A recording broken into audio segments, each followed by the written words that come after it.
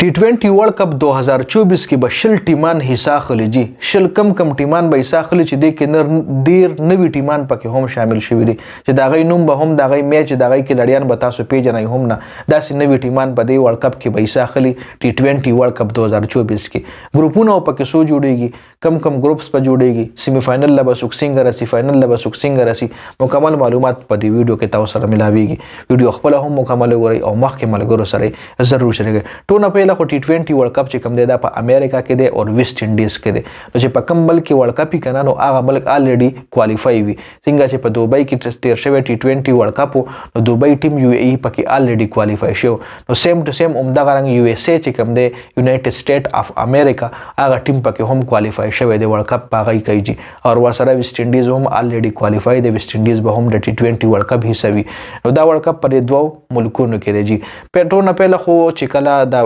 میچز به داسې ټایم کې وي چې اکثر خلک په دې د شپې و میچونه نو خلک به نشي کته نو چې کم براډکاسټر دی نو هغه آی سی سی له دا مطلب یو قسم لا دغه هم کړو چې دا تاسو د امریکا نه دا ورلد کپ لري کوي او دا چرته ایشیا کنټری له یوسي ځکه دا ورلد کپ د کرکټ کریز چې کوم دیغه په ایشیا ملکونو کې ډیر دی نو دا یو ایشیا ملک ته یوسي چې موږ پیسې وګټو براډکاسټر ولوي خو امریکا ولوي نه چې موږ سره د دې هوسټینګ موږ سره دی چې آی سی سی ول ویلیو چې رستاسو ګراوندز هغه لیول کې نه دي نو یو له ګراوندونو هم نه وی جوړ کړي ګراوندونو هم برابر ولا جوړ کړي ان شارټ خبره دا راځي چې ورلد کپ په یو اس ای کې په امریکا کې وي او ویسټ انډیز کې به وي نو टी20 ورلد کپ کې کم ټیمان دی ورېږي ویسټ انډیز استرالیا انګلند انډیا بنگلاديش نیوزیلند پاکستان ساوث افریقا سریلانکا افغانستان یو اس ای نیدرلینڈ آئرلینڈ سکاټلینڈ کینیډا نیپال عمان پاپا نیو ګینیا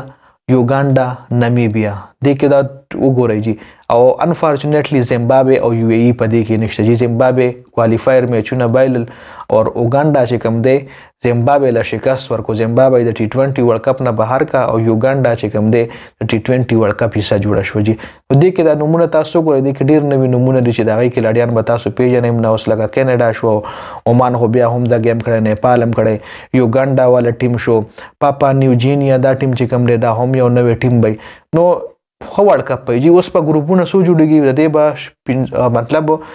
15 ټیمان به په یو ګروپ کې وي جی نو سلور ګروپس په جوړیږي ټوټل 20 ټیمان دي سلور ګروپونه به جوړیږي په یو ګروپ کې به 15 ټیمان نو ګورو بچ را پاکستان د افغانستان د انډیا